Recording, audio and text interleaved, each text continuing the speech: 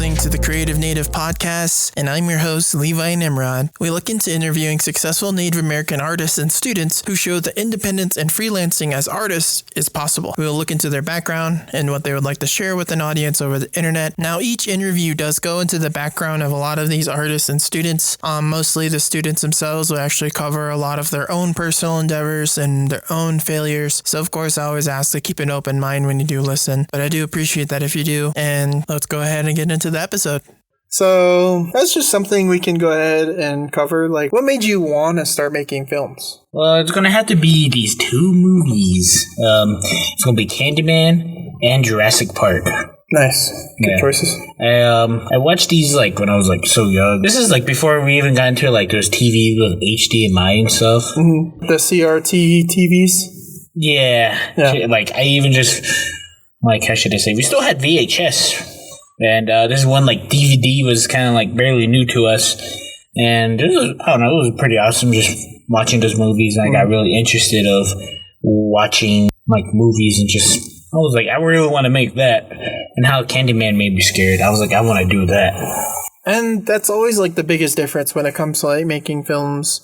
And I feel how was your experience starting that on the reservation? Well, it's not going to be easy. Basically, we're all sticks in desert here. And you basically have to drive on your own out here at the moment because you can't really rely on everybody. Only people you can really rely is family and very close friends, in my opinion. That helped me drive over here, thrive in my life. So, and I feel a lot of people always talk about when they're creating, they really got into, photography when they were children with, the disposable cameras, or they were looking into doing art and they used to draw on their homework all the time when they used to draw, funny little characters on there. And over time, a lot of people always lose that spark.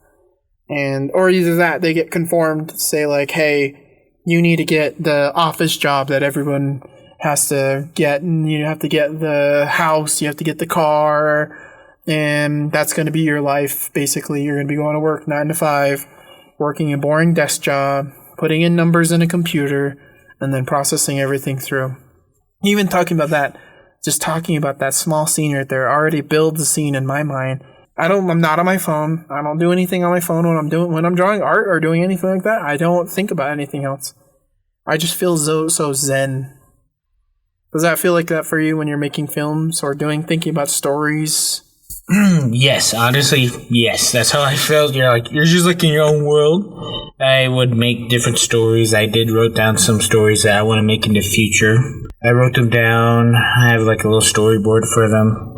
And also, I just felt in my own world I want to do something like that. And what really gets me in the mood is music. And when it comes to music, I like listening to metal is mostly the one that comes just jazzing through my brain.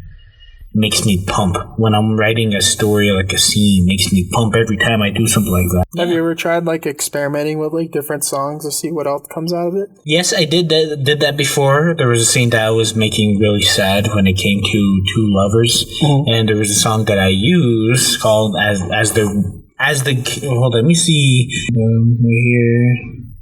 So it's As the World Caves In by Malitus right there. As the World Caves In, Matt Malitis. Honestly, when it comes to names, you could say it the right way, thinking it's right, and then it's something wrong. So whatever. Right. And like I said, we both worked on a project together. The project was called Coma, and that project had so many ups and downs. We had an amateur actress that was, give her credit. As the film went on, she got better. Mm-hmm. And as the film got started, the 3 days we had, the third day, her acting was a lot better than the first day. As she got more comfortable with the camera. And we didn't have access to the buildings we wanted. We didn't have the shots that we envisioned in our mind. But yet we still performed and created a film that took gold in the skills. And honestly, I wasn't even thinking that we were going to do that great. Oh, tell me about it. I was literally putting myself down because after I seen all those students with all these crazy gadgets and skills for state, I do have to give them props. They did pretty good, but most of them were very just kind of like when a kid just makes his first YouTube video. And I really thought we were going to lose this because they had really big gadgets. They really have crazy-ass gadgets that just kind of made me feel little, you know? And I was like, oh, no, they're probably really good. And then just explain your equipment. What do we have? We literally just had a camera and a laptop. It was a Sony camera. It was It was the very old camera. Andre was telling me it was like 5 or 8 years or something. I was like, oh damn, man. He let me use it, and we used that for the competition. It worked pretty well. The actress actually helped me with the storyboarding, the whole thing. She actually wrote down some stuff on the board in our art class. I'm in the art class, film class. Wrote it down on the board, and she even typed it out for me, and I appreciate what she did. And I'm glad that she helped out. She was kind of here and there with the whole acting part, but she knew that I needed this, and I was very thankful that she did help. I appreciate her. I feel like when we were doing Coma, everyone else was wearing different hats. Like we could say, like Kyle was like our audio professional because he was catching a lot of good sound effects for us, like the screams, the howls, the growls, and Roy, and Roy getting the lights taken care of, being a good gaffer, overlooking the whole project. We had a team that was pretty much dedicated to it, to finish it.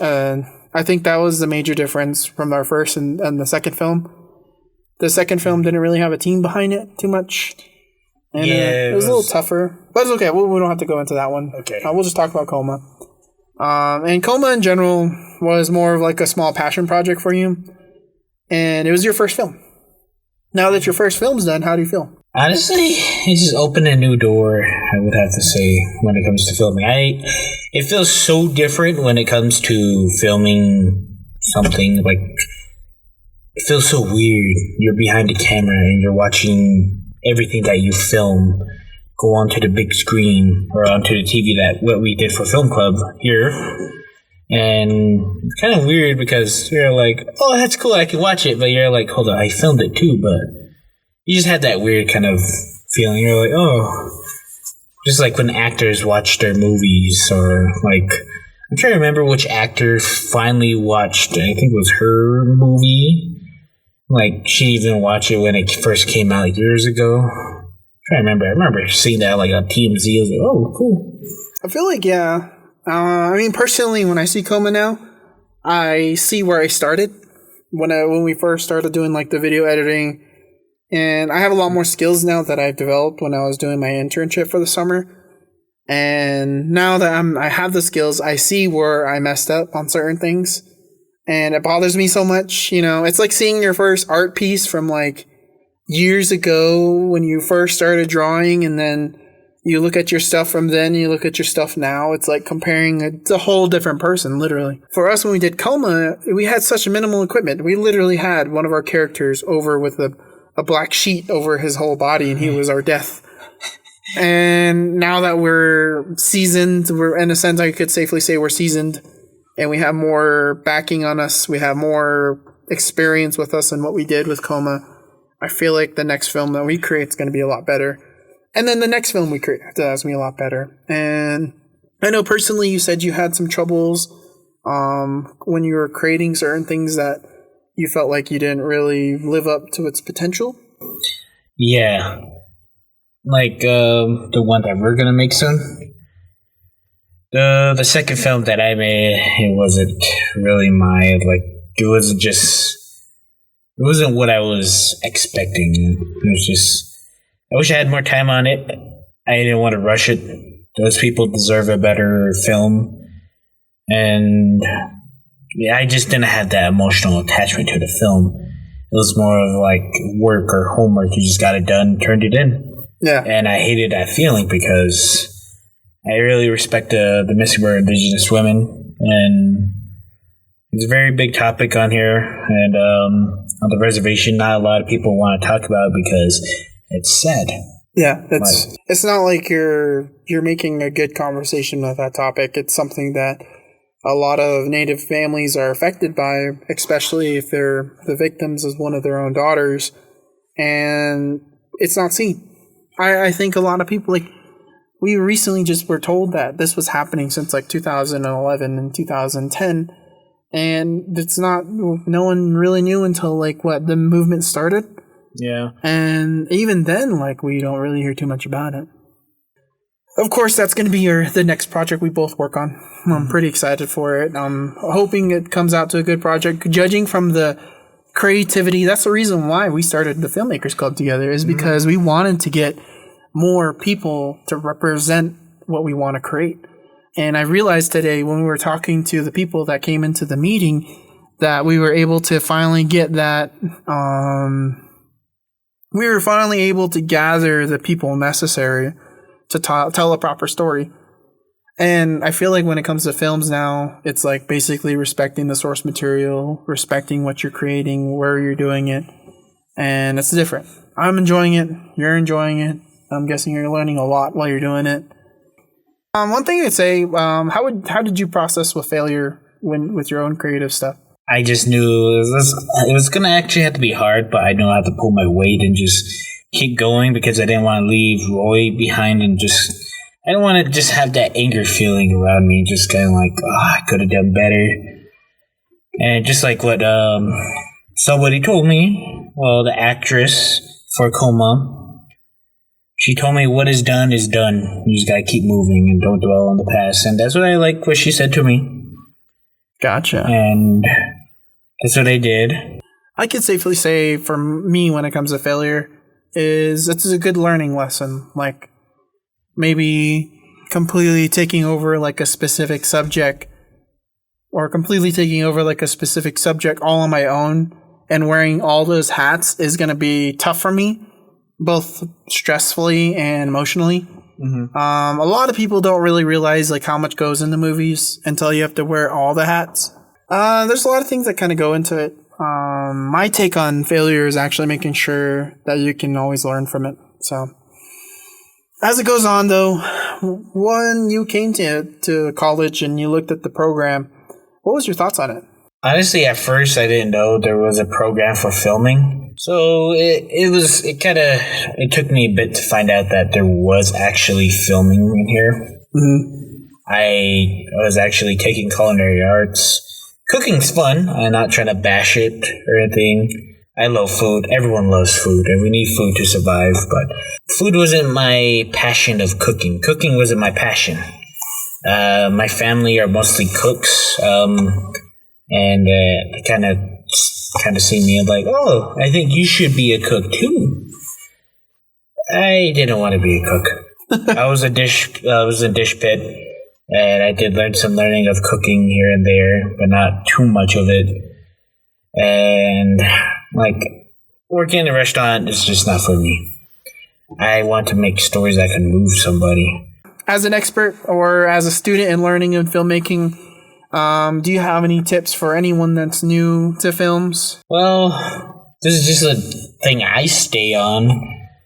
No matter what you have, because I'm going to have to say it, no matter what equipment you have, keep going. I literally filmed little videos in high school with a freaking tablet and iPhone, or with just a regular phone, and I usually use some of my friends' phones just because they had more storage than me. I didn't have storage back then.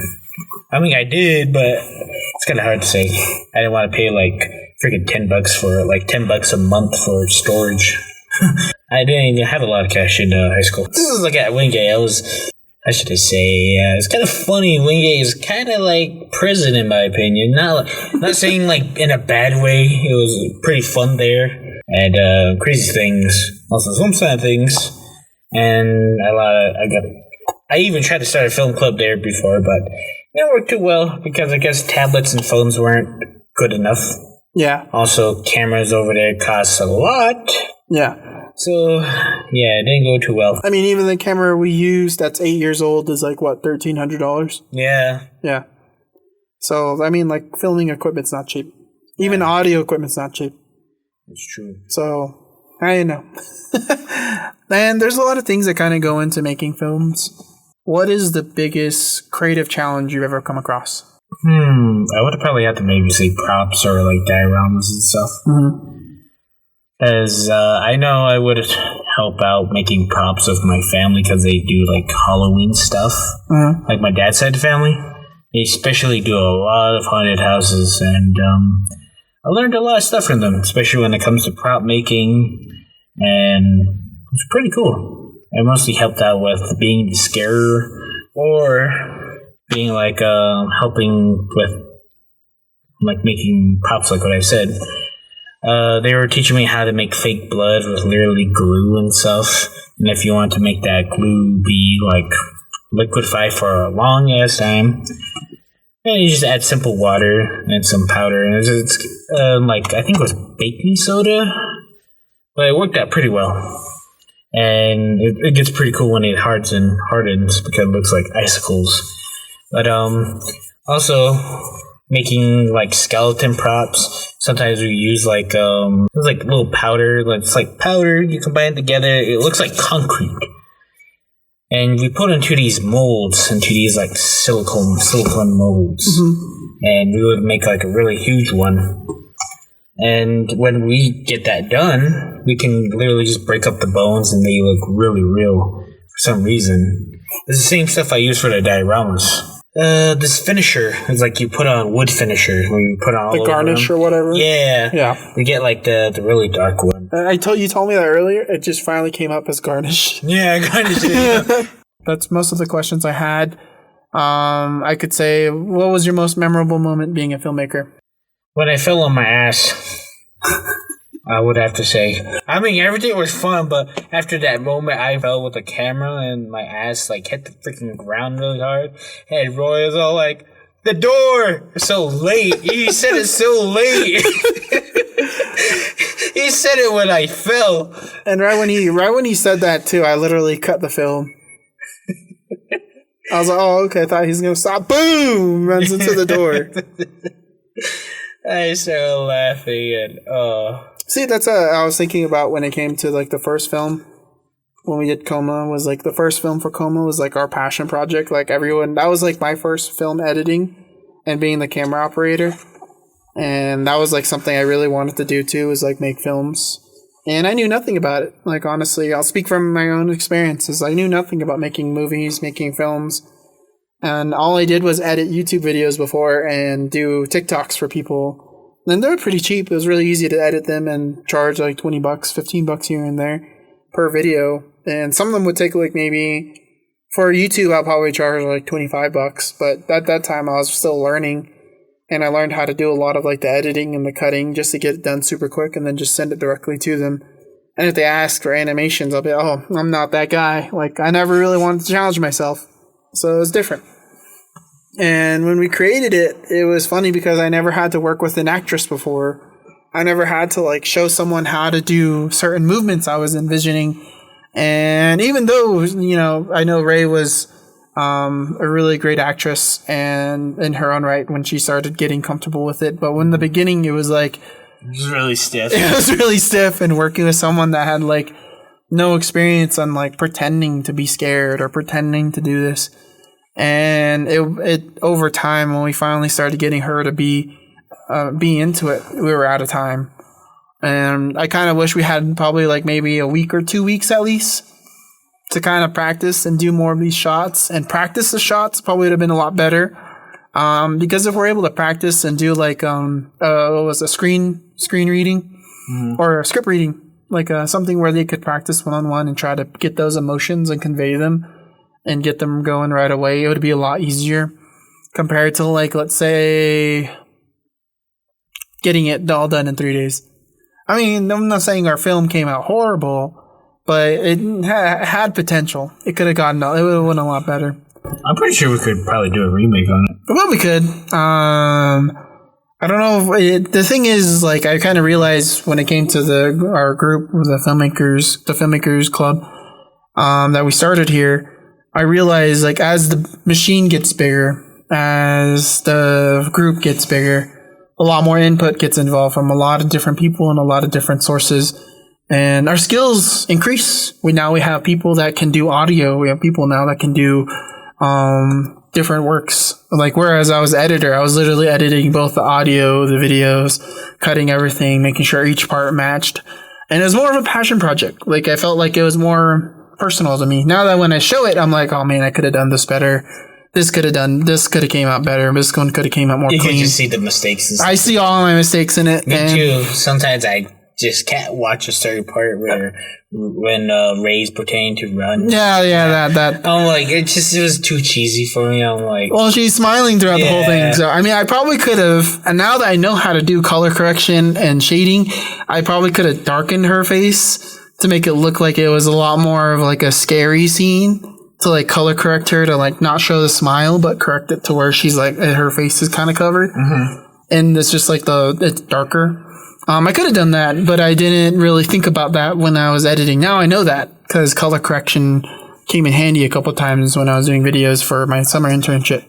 Yeah. So there's a lot of things I could have done to make it better. I probably could still cut it right now and redo the whole scene and make it better, but right now that's behind us. Like, that's something we created. That's our first film.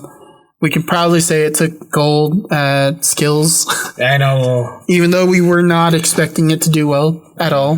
Yeah. And we shall try to do the same thing this year. Yeah, that's going to be fun. We'll probably I might join you on that one, because that way me and you can do the skills competition and create the film and start from the beginning. Yeah. And we can plan out everything, get the script going, and run through the whole thing. Pre-production, production, post-production. It's pretty fun. Right now we have a good team. I mean, we can even involve the film club and have everyone involved too. And that's the thing though, I realized when it came, like my summer internship opened my eyes, is working with others is very tough depending on their schedule. That's why when I was saying about the whole schedule portion, I didn't really want to get their schedules down yet, because then there's going to be no opening. Yeah, okay. So I was just trying to make sure who's free and stuff and who's going to come by. I mean, who knows? Maybe they might come by, maybe they might not. Maybe one of them might show up one time, the another one won't show up. The one I thought that was going to stay won't stay. People come and go. As long as we have the core 6 now, I think we'll be good. Yeah. And we got a pretty good amount of people. Yeah. Like maybe 12 today. Yeah. So that was our third meeting, I guess. Yeah. Yeah, third meeting. And honestly, today I thought we were going to do a quick meeting. Yeah. I did not expect that many people to show up for our meeting. Honestly, I didn't expect it either. Also, it lasted pretty long, like 2 hours and maybe 30 minutes. Yeah. Well, we had more people, and it kind of felt like day meeting 1 again, where we had to introduce ourselves and work with them. Yeah. Some people gave us their contact info if they want us to like find some good actors and kind of work together with them. I mean, if we can outsource or if we can source our resources here at college, it would be perfect. But if we can't and we have another option outside of college and we can invite them in to do the recordings with us, perfect. So I know we're going to have pitfalls though, especially when it comes to this type of film. Yeah, true, but I believe we can do it. Gotcha. All right. Well, for any listeners, for anyone younger, anyone older, anyone wanting to get into film, what's your last and final tip? I would have to say you can never stop, never quit, like when it comes to that. But I would have to say no matter what device you have, film, like just like making a little video or a picture, still counts. Always keep taking it, because that's what I've been doing since high school. And to never give up your dreams, even if it disappoints people. Everything's always going to be crazy. It's like a road. You don't know if it's going to be bumpy, smooth, or confusing. But I would have to say never give up. That was a great episode. I'm really glad I was able to get a lot of great people onto my podcast and interview them. Of course, their story is something that no one really hears, and that's why I went ahead and created this platform. So I do appreciate if you were listening all the way through. Besides that, enjoy the rest of your day.